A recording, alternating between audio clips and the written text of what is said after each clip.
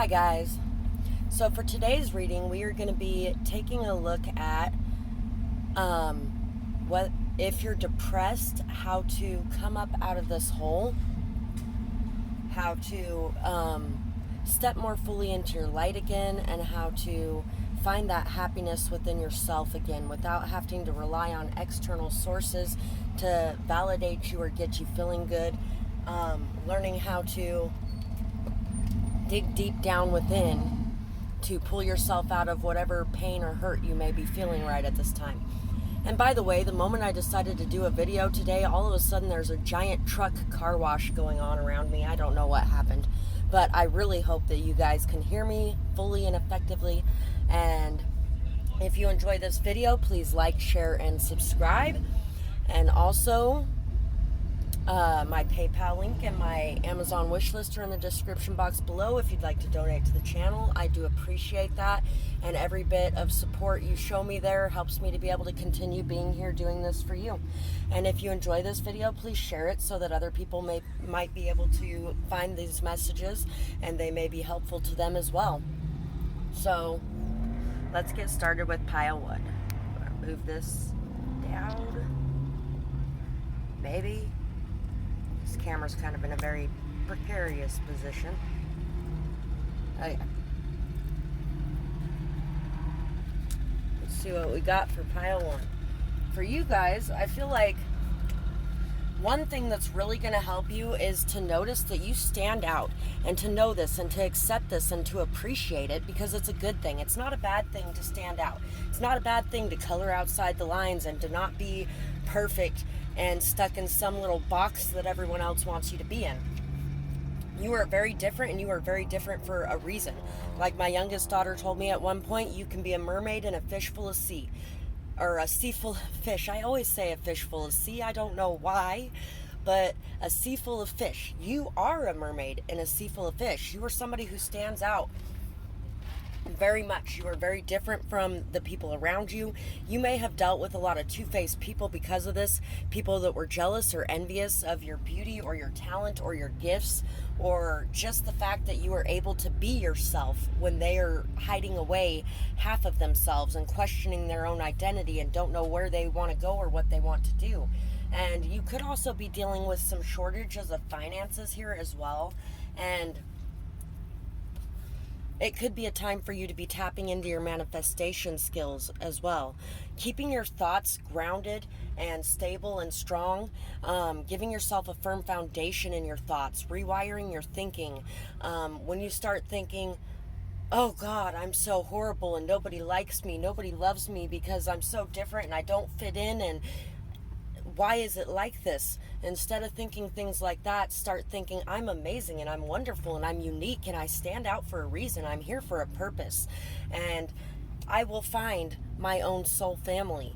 Even if all of these people around me are not my soul family, I will find the people that are meant to be a part of my life instead of the ones that are tearing it apart. You're learning and growing and going through a lot of changes and cycles right now, and you may be mourning the past and the people that you had to take out of your life to create stability within your life and to love yourself. And it's okay to mourn those people. It's okay to love those people still. Let go of the bitterness and resentment. Let go of the hurt and the pain, and let go of feeling like it's your fault in some way that they did not like you or appreciate you as they should have. Also, writing is going to be a very effective form of getting out your hurt and your pain as well. So take some time to write, maybe even writing creatively. There may be some creative writers here. There could be some story writers, things like that. That could even be something that may help you to fill your pockets. Yeah, so I feel like a lot of you feel very submerged in your pain, submerged in your hurt.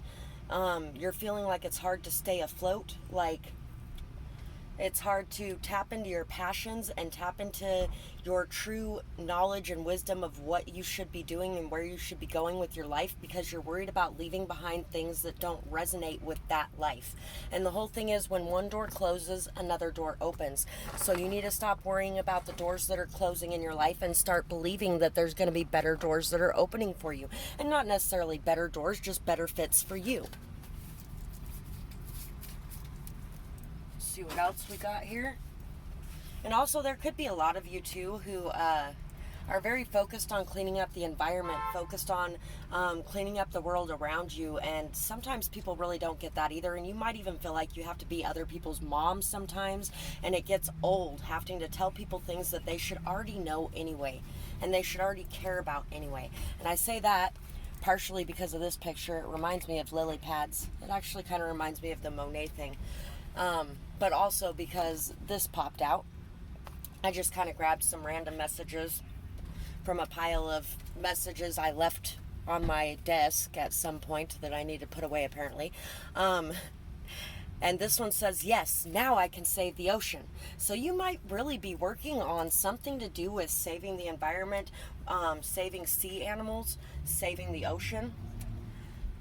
You might really be working on some sort of cleanup crew or something like that, or your writing could really affect the world around you. The emotion you put into it, the depth of care, the intelligence, the wisdom, the knowledge you have on these topics could really help to save the planet in a lot of ways, but you have to be willing to accept yourself, to express your truth, and to not worry what anybody else is thinking about it, even if those were people that you once loved dearly or still do love dearly. We also have, you see things clearly and for what they really are. You see through the lies of others, and you aren't fooled easily, if at all. You are very powerful, and so is your presence. So you really need to start seeing that you are very powerful. Your presence is very powerful. You really do see who people truly are at the core of their being. And other people can sometimes get a little bit timid around that energy, especially ones that are trying to mask themselves and hide who they really are, especially the two-faced ones. And I feel like a lot of times you really do try to work with them and get them to express themselves authentically and come out of that box and stop seeing themselves as such a bad person, because you've had to work so hard to do that yourself. But sometimes you got to step away from those people and just take time for you and self-care for you, and stop worrying about whether or not those people feel loved, and start worrying about whether or not you feel loved. And the only way you're going to feel loved is if you give that love to yourself. So we have the Nine of Cups and the Knight of Cups.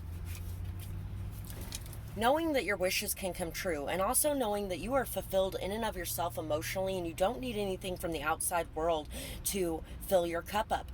You have everything you need within yourself. And also, you really need to start focusing on your creativity and your creative expression. You really need to let your poetry flow. You need to let your light shine. You need to let your romantic side out. You need to let your loving side out. You probably wore your heart on your sleeve for a very long time, and because of duplicitous, two-faced people, you have hidden half of yourself away. And now is the time to step up your emotional maturity and your emotional IQ, to learn about yourself emotionally and to understand yourself emotionally, and to give yourself what you need emotionally. So you aren't relying on other people outside yourself for those things, but you have everything you need within yourself, so you can be calm emotionally. We have the Cosmic Egg and the Bee. So you've been working very, very hard on something, and I feel like a lot of it has to do with networking and being around people in the community and really putting yourself out there. And putting yourself out there is great, but if you're putting yourself out there without putting your emotions out there, without showing people how deeply you truly care about what you're doing, then it's not going to work out as good as if you are authentically putting your heart and your soul into what you are doing. And putting your heart and your soul into what you are doing is going to get rid of a lot of the negativity, the pessimism, the hurt, the pain, the feeling like nobody loves you, because nobody can love you if you're not really putting yourself out there.